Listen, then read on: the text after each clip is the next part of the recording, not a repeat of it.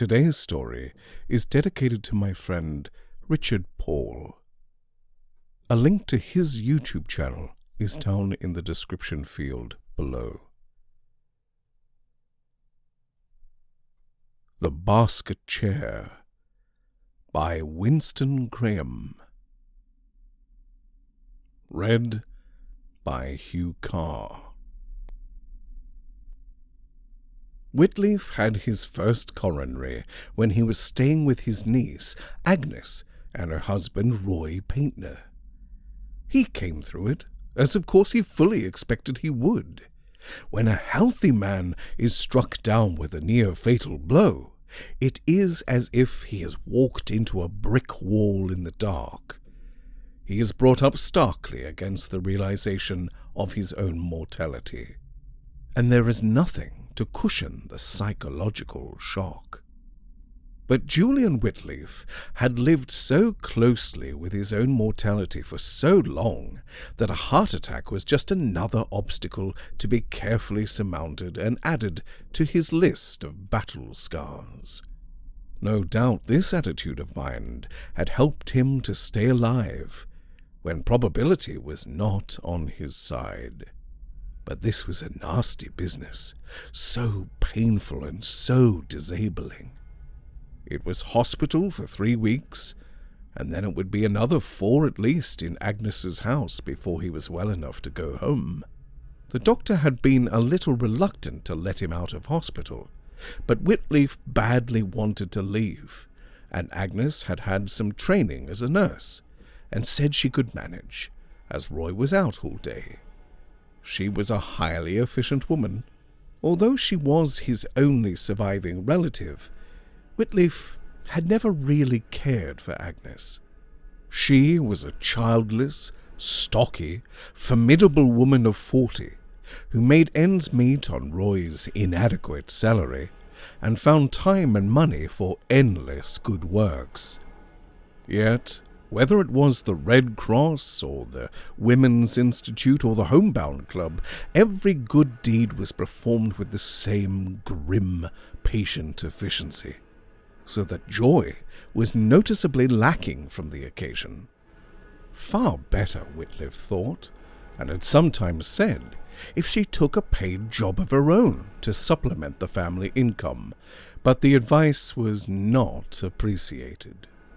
So in some ways he would have been happy enough to stay another week or so in hospital, but as he had opted out of the health service some time ago, it saved a great deal of money to leave, and anyway, he rather thought that Agnes liked making the effort to prove her devotion.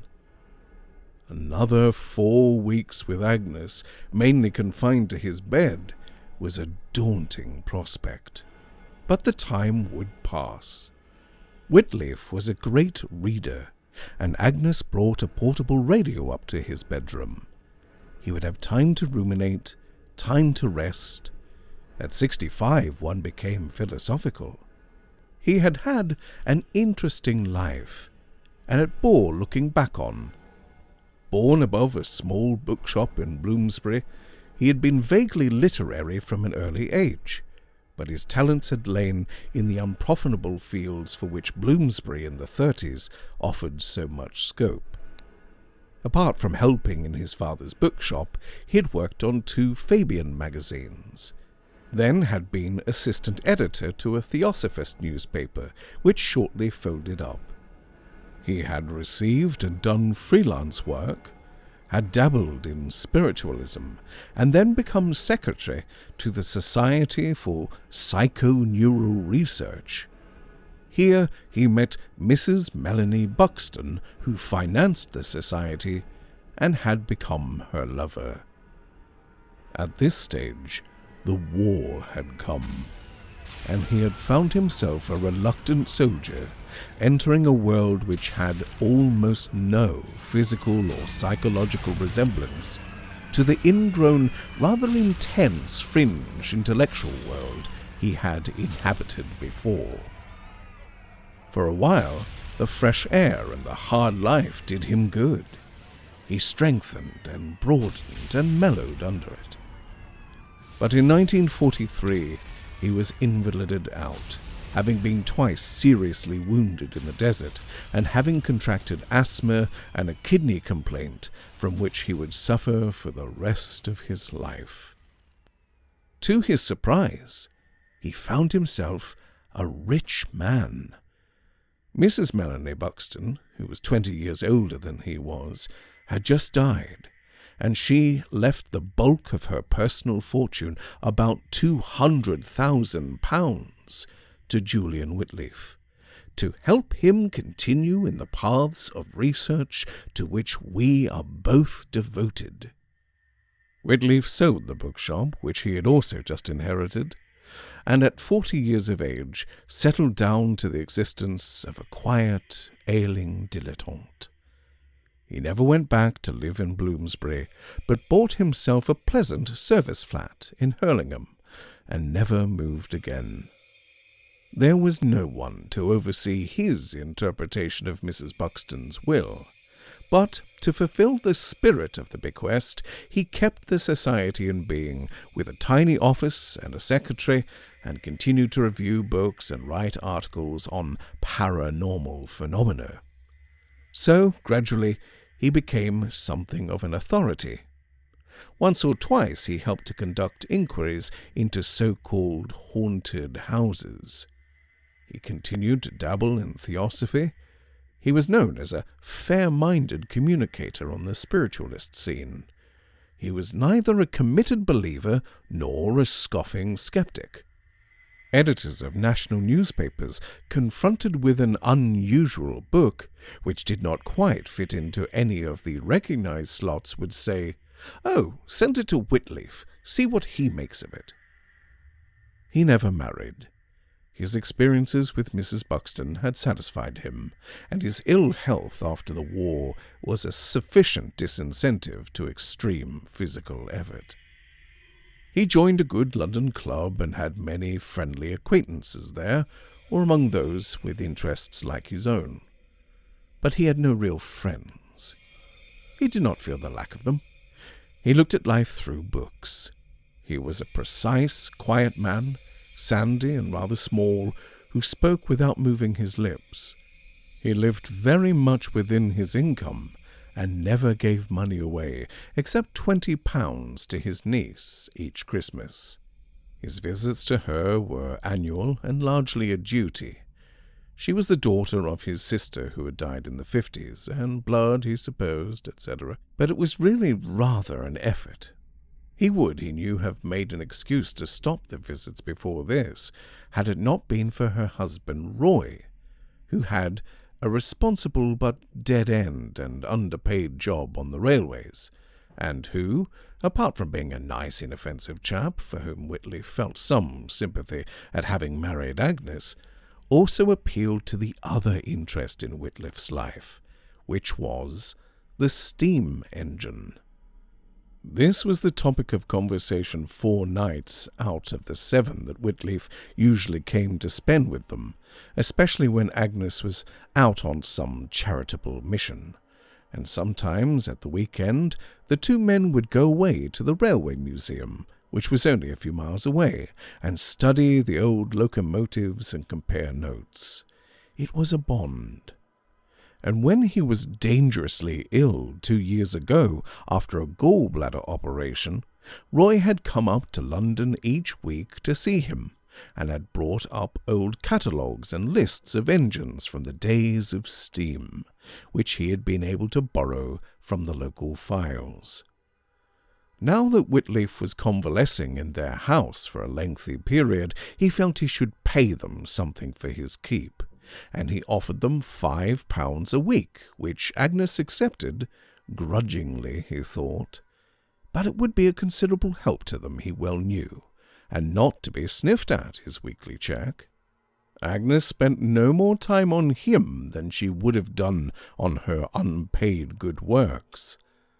The doctor called daily, and Agnes took his blood pressure night and morning when she gave him his pills and a starvation diet. His £5 was all profit. Convalescence is a strange experience. Whitleaf was used to it, but Every time, he wrote in his diary, a couple of days after he came back from hospital, it presents a new face. It is as if the mind during serious illness concentrates all its energies on survival. But once the crisis is past, it relaxes. It even relaxes its normal vigilance and controls, so that strange fancies, wayward concepts, take a hold that in normal times of health they would never begin to do. Nerves are on edge, imagination gets loose, temper frays, as if one were a child again. Why snap at Agnes over the fire in my room? She so obviously is doing her best.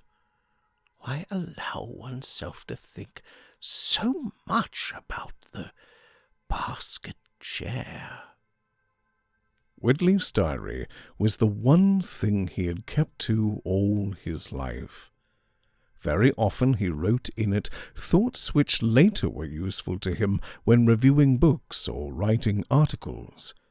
He had been glad to get back to it when the doctor's prohibition was removed, and to fill in the empty days.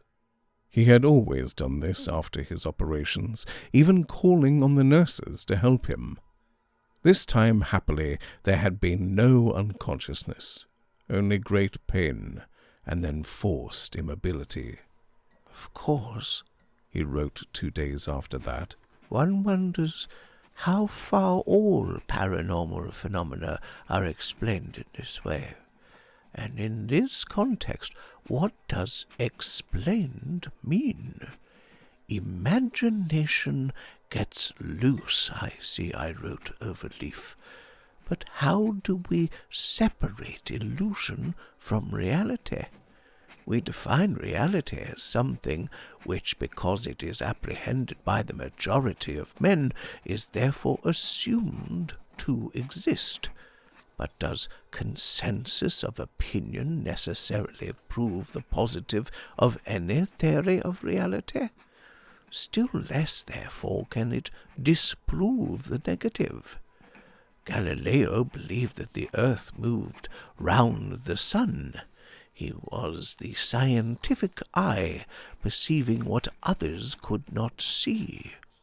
May not the psychic eye perceive another area of truth, at present hidden from the rest of us?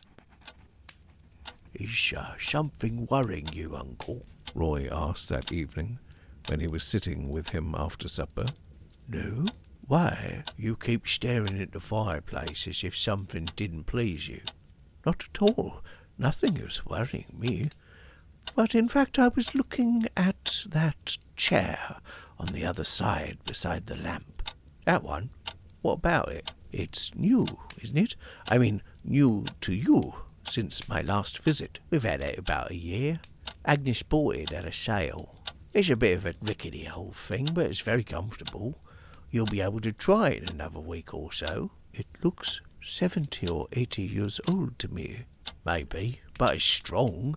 The frame's strong, like iron. It's quite heavy to lift. I think Agnes paid £1 for it. About this film. They returned to discussing La Bête Humaine, which Whitleaf had seen 30 years ago and considered the best film about railways ever made. Roy had never seen it and wanted to. There were copies in France, and being in railways, he might be able to pull a string or two. He also knew the proprietor of the local cinema, who, between alternate bingo nights, was always willing to risk a bit of something way out.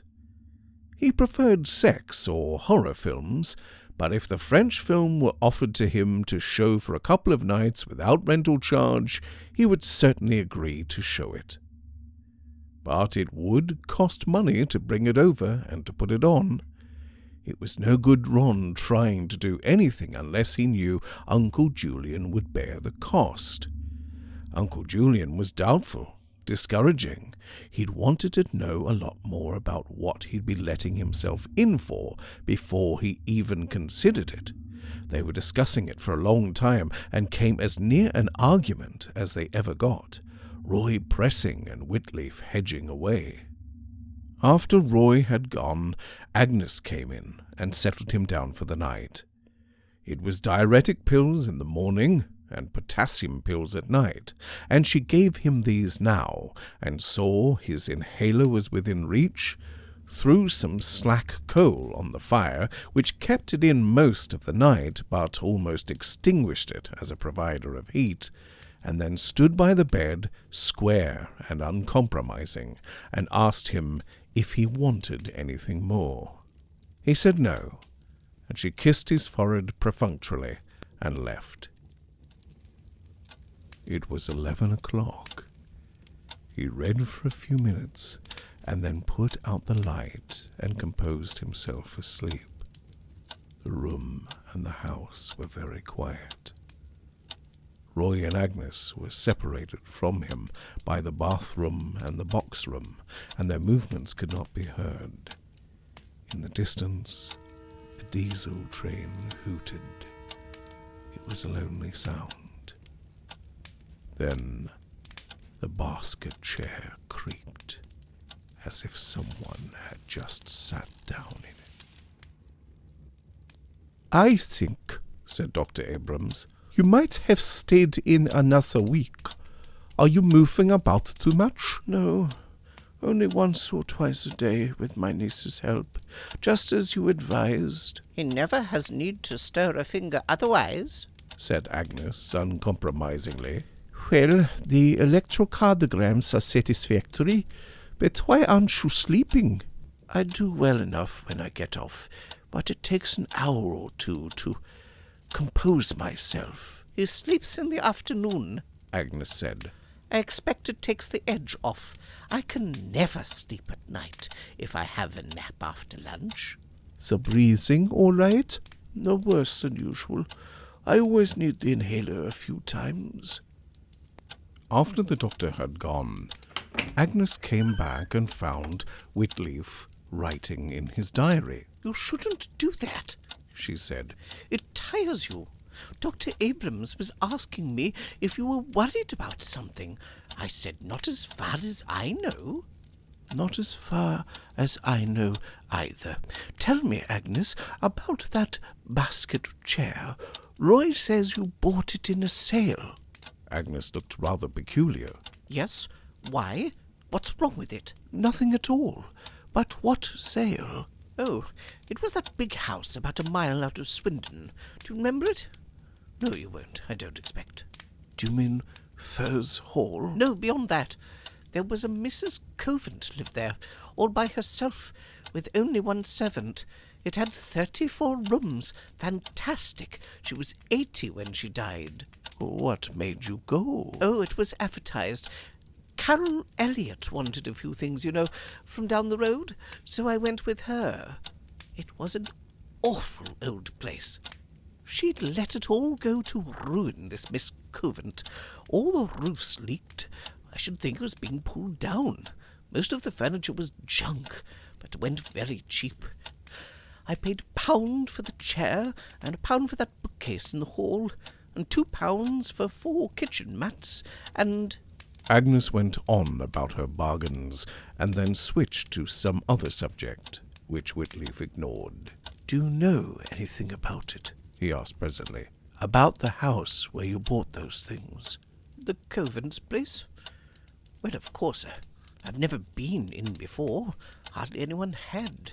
It was like something out of Boris Karloff, I can tell you. The old lady must have been bats living there alone. There was some story Carol Elliott was telling me about it, but I didn't pay much attention." "Ask her sometime." "Carol? Yes, I'll ask her, but why?" "I'm interested in old places. You know my interests." "Well, I never heard it was haunted, if that's what you mean. Don't you like the chair? I can take it out." "No, leave it where it is. I like old things." "Well, it's comfy, I can tell you that. I always enjoy sitting in it when I come to see you last thing." When she had gone, Whitleaf continued in his diary. recorded and authenticated possession of small items of furniture is relatively rare and has no reliable weight of testimony behind it, such as the possession of houses has. The poltergeist one accepts because one has to accept it. Beyond that, there is only reasonable cause to believe and reasonable cause to doubt. In the case of a chair... He wrote no more that evening. The following day, he began a new entry. Is this the hallucination of illness, or the clearer perception of convalescence? It is certainly a very peculiar shape. That high, rounded back. It is a halfway style reminiscent of one of the old hooded chairs of the 18th century. Why does someone or something appear to sit in it every night when I am trying to sleep? And am I right in supposing sometimes that I can hear breathing and footsteps? Odd that in all these years of interest and study, this should be the first possible psychic event that has ever happened to me. The next evening, Agnes said, I saw Carol today. It is a funny story about the Covents. Of course, she's lived here all her life, and we've only been here 10 years. She says it was before her time, but her mother often spoke of it. Spoke of what? Well, it's not a very nice story, Uncle. It won't upset you to talk about it. I'm not made of cotton wool, he said impatiently. In any case, how can something that presumably happened years ago have any effect? I'm allowed to read the daily papers, aren't I? Yes, well, yes. Agnes plucked at her lip. Well, Carol says they were a young married couple, the Covents, during World War I. He was in the Battle of the Somme and was blown up and hideously disfigured. Apparently spent a couple of years in hospital, and they let him out. I suppose plastic surgery wasn't much help in those days. No, it was in an experimental stage. So they hadn't done him any good. He was still terrible to look at. And when he came home, he never went out of the house, but used to sit by the fire all day, reading and thinking. His wife used to go out and do all the shopping, etc., Carol's mother says, but that way she met another man and had an affair with him. Somehow or other Captain Covent discovered this, and it must have turned his brain, because she suddenly stopped going shopping, and everyone thought they had gone away.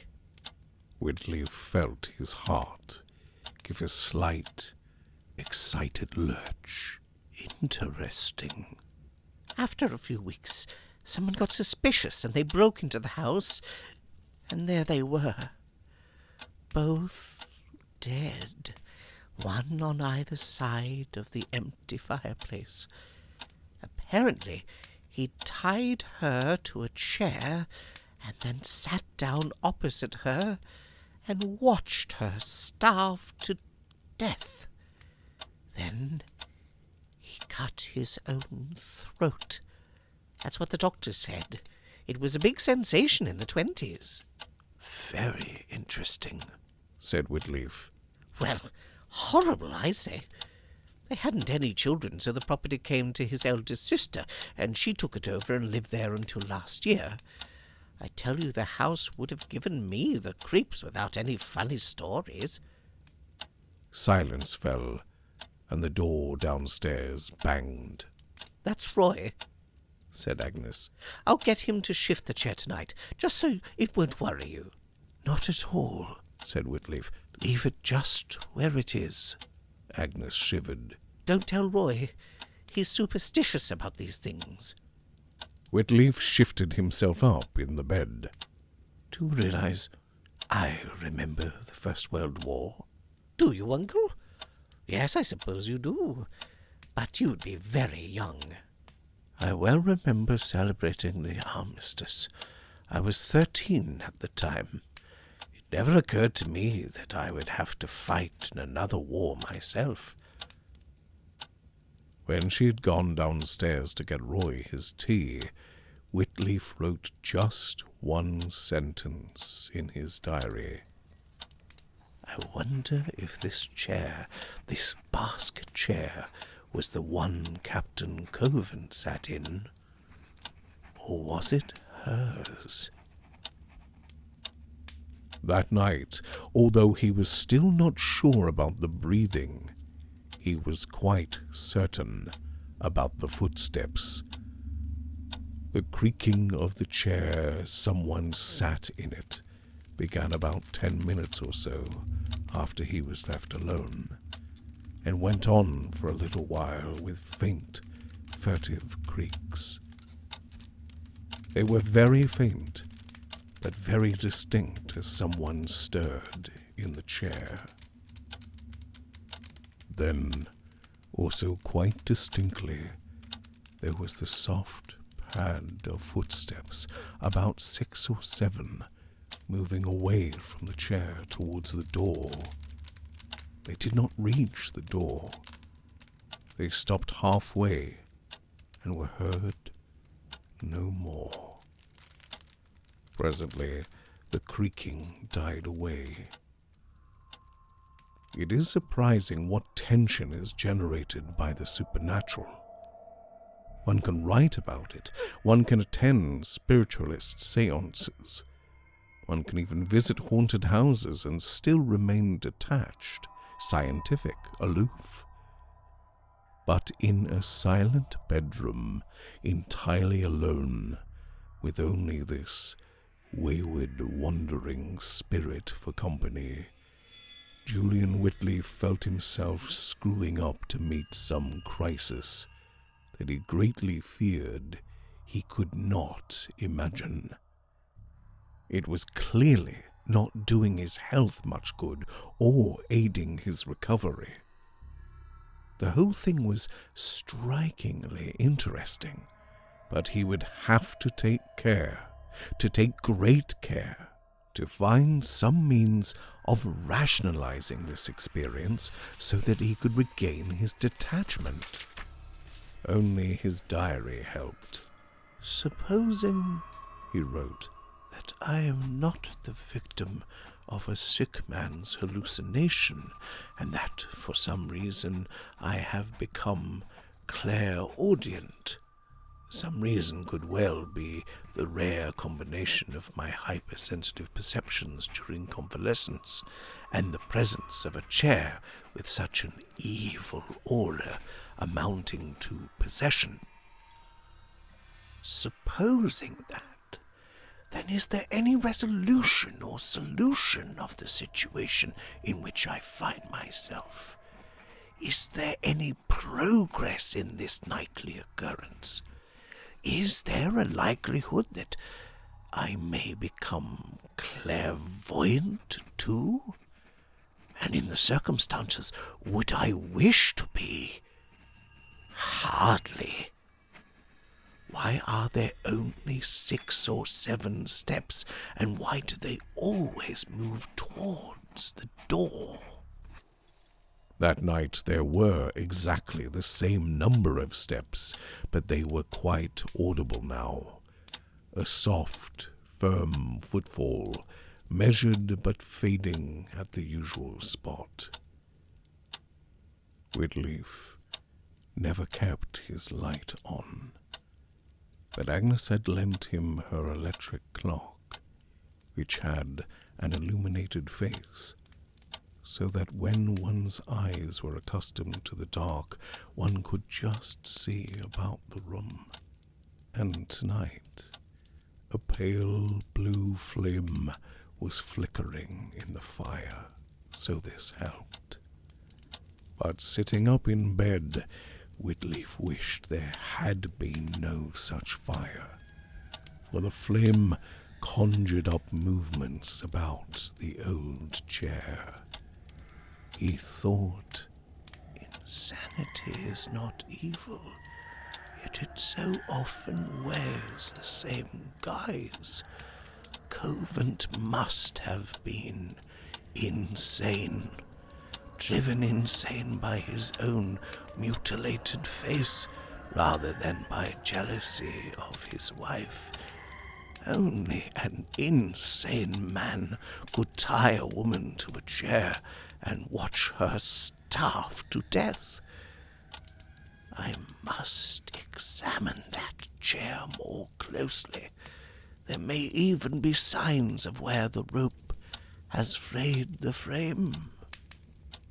It was 4 o'clock in the morning before he fell asleep. Dr. Abrams said to Agnes, "Your uncle is not making the progress that I'd hoped for. His blood pressure is up a little, and his breathing is not too satisfactory. If this goes on, we'll get him back in hospital." "It's just as you like," said Agnes. "I always help him when he gets out of bed. We're careful he doesn't overdo it. I keep the fire going all day and night to help his asthma." "Of course he uses that inhaler too much. I've told him to go easy on it, but it would be unwise to take it away. He has come to depend on it. One is between the devil and the deep blue sea." "I'll watch him," said Agnes. "But he is difficult, strong-minded. He'd fight before he went back to hospital." "That's what I'm afraid of," said Abrahams. While they were downstairs talking, Whitleaf was up and examining the chair, as he had done once before when left to himself. As Roy had said, it was a strangely heavy chair for one made principally of cane. The framework was of a thin, rounded wood like bamboo, but enormously hard. You couldn't make an indentation in it with a fruit knife. There was a number of stains on the seat under the cushion. They could have been bloodstains. Impossible without forensic equipment to tell. Whitleaf had never sat in the chair and did not want to do so now. He felt he might have been sitting on something that should not be there. Only Agnes sat on it in the evenings, and he had been tempted more than once to ask her not to. He hastily climbed back into bed as he heard her feet on the stairs. Later he wrote, "I get the feeling that someone or something is trying to escape from the bondage of the chair. Not surprising, perhaps, in view of its history, but something more than just that. Otherwise, why the steps? It's as if the body rotted away long ago, but the spirit is still attached to the scene of its suffering and still striving to get away. The footsteps always move towards the door. If they ever reach the door, would something go out? This I could accept more readily were this the actual room in which the tragedy took place. Yet perhaps in the room in which this did happen, there were only 8 steps from chair to door. Perhaps after the tragedy the chair was not moved for years, and this possession, this spirit, became bound forever to a routine of escape each night. Even so, it does not escape. It repeats forever the ghastly ritual. Could it now, in this new situation, really escape forever? If the footsteps could reach this door, how to encourage them? It was the following day that he had the idea. Agnes, with her passion for cleanliness, was scouring his room as she did every day. and when she moved the basket chair to vacuum under it, he suddenly called to her not to put it back. Frowning, she switched off the vacuum and listened. "Don't put the chair back there. Put it just by the dressing table, just to the left of the dressing table, I think. I fancy it over there." She did not move. What's the matter, Uncle? Doesn't the furniture suit you? I do my best, you know. "You do very well," he said. "I'm not complaining. But if you move the chair by the dressing table, it will give me a better view of the fire." She stared. I don't see how it can. The fire... She stopped and shrugged. Oh, well, it makes no difference. If that's your fancy, where do you want it? "Over there. A bit farther. That's a good place for it there, I think." Do you want me to move this other chair over? Make more room for the commode? No, just leave that. Thank you, Agnes. He began to say something more, but she had switched on the vacuum again. He didn't really mind because he was counting the steps. At the most, the chair was now 7 from the door. "An experiment," he wrote in his diary. "Possibly nothing will come of it. Possibly I shall have interfered with the possession altogether. Or possibly the footsteps will reach the door and something will go out." He spent the rest of the day quietly reading an old book on the Great Western Railway which Roy had brought him. He wished he could concentrate. He wished, perhaps, that he had agreed to pay the expense of having that old film over, even though it dealt with French railways and French engines. They were indeed majestic in their own right, the great snorting locomotives of the train blur, of the Orient Express, with their strange pulsating beat, even when they were at rest. He wished he could concentrate. Roy was out that evening at a social affair, Masonic or Rotary or something, so he did not see him. Agnes came up as usual, and in spite of its unaccustomed position, she sat in the basket chair. It was on the tip of his tongue to ask her not to, but again he refrained, partly because he was afraid of her uncomprehending stare, with its half-implication that Uncle must be going a bit peculiar, and partly because her having been in the chair had not affected the manifestation on earlier nights.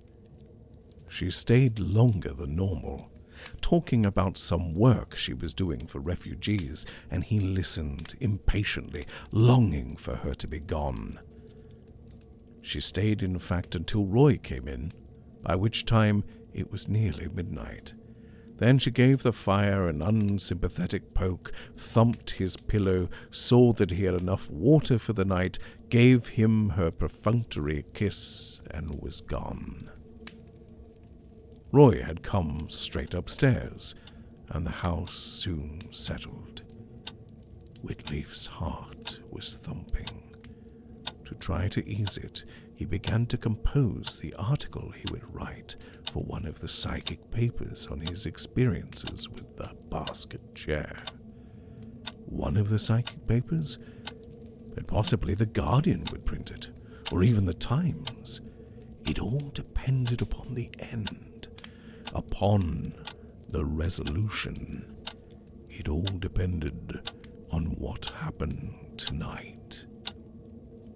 In a way, it was a triumph that a man so involved as he had been all his life in paranormal phenomena should at this late stage experience it in the most exciting moment of his life. The trouble was, it wasn't over yet. He was in the middle of it, and the final experience, if there was one, was yet to come. The fire was burning a little brighter tonight. Agnes had forgotten to bring up as much slack as usual, and this, with the help of the clock, gave adequate light, though dim. He could see all but the corners of the room. The chair, in its new position, was not so clearly outlined as it had been by the fire. It looked taller, still more humpbacked, like a man without a head. It cast a faint shadow on the wall behind that did not look quite its own. The creaking was late coming tonight. It thought it might not come at all. Always, it began with a fairly definite all-over creaking, such as would occur when Mrs. Covent first sat in it. Then it would be silent, except for the faint creaks that broke out whenever she moved. There was no sign of her struggling. She must have struggled before she became too weak. Perhaps it was her dying that one heard, and the footsteps were the release of her spirit moving away. Yet, always towards the door. Now they would reach the door. Perhaps, who knew, he would see something go out. They began. They were slower and heavier tonight. Every step was distinct, seemed to shake the room, measured itself with a thumping of his heart. He sat up sharply in bed, straining to the darker side of the room to see if he could see anything. A flickering flame from the fire, just like that other night, brought shadows to life in the silent room. The footsteps reached 5, reached 6, and appeared to hesitate.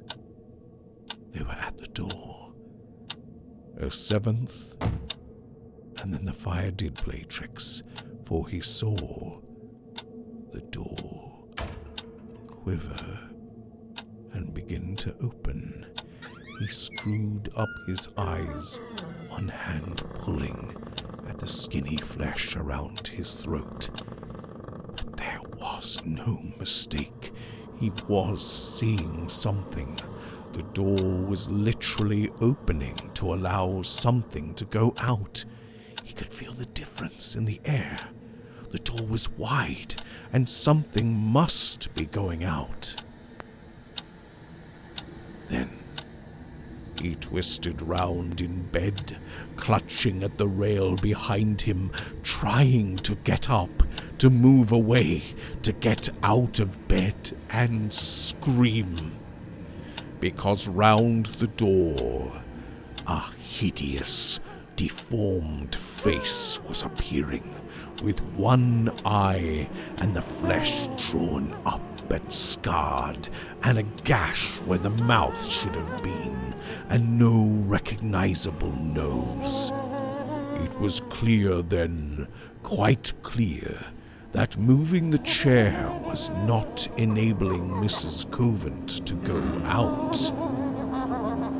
Captain Covent was coming in.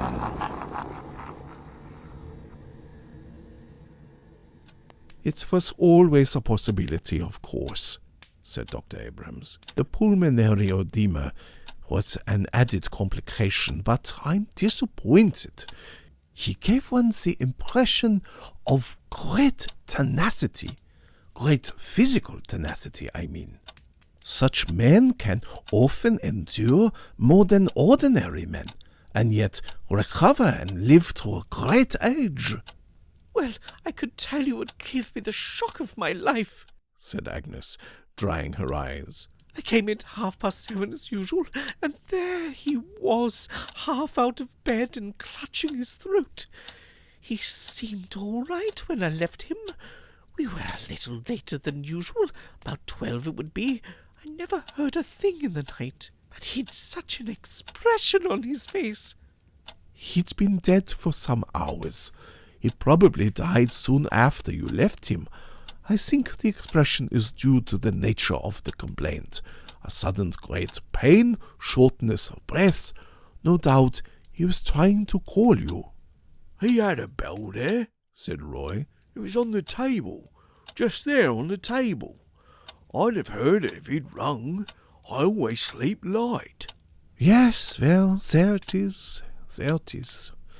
His condition had been vaguely unsatisfactory all last week, without there being anything one could necessarily pick on.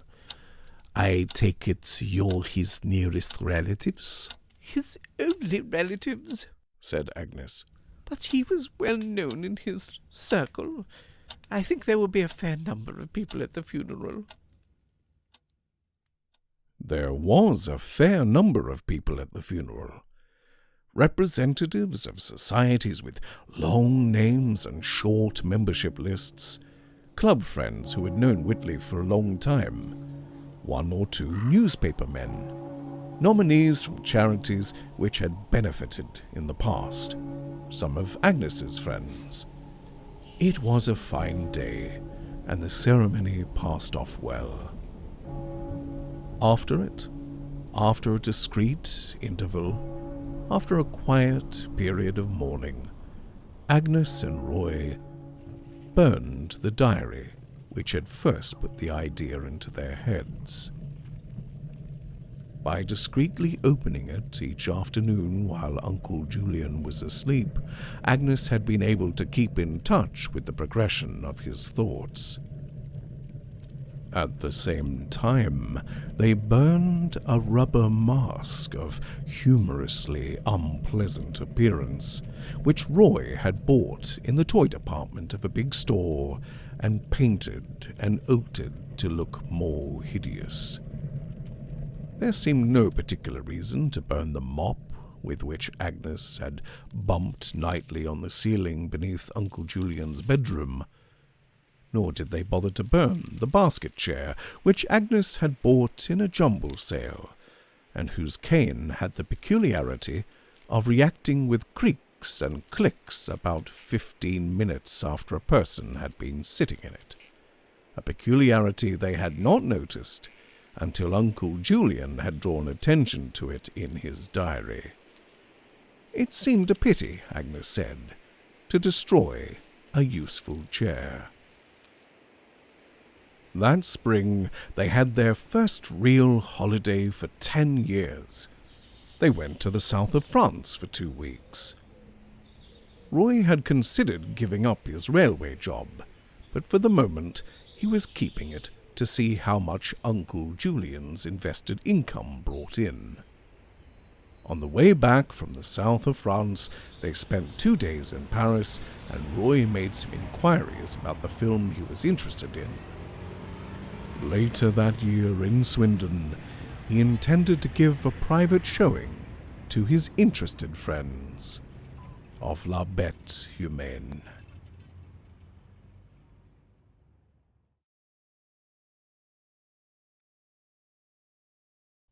Then had been an assistant editor on a theosophist.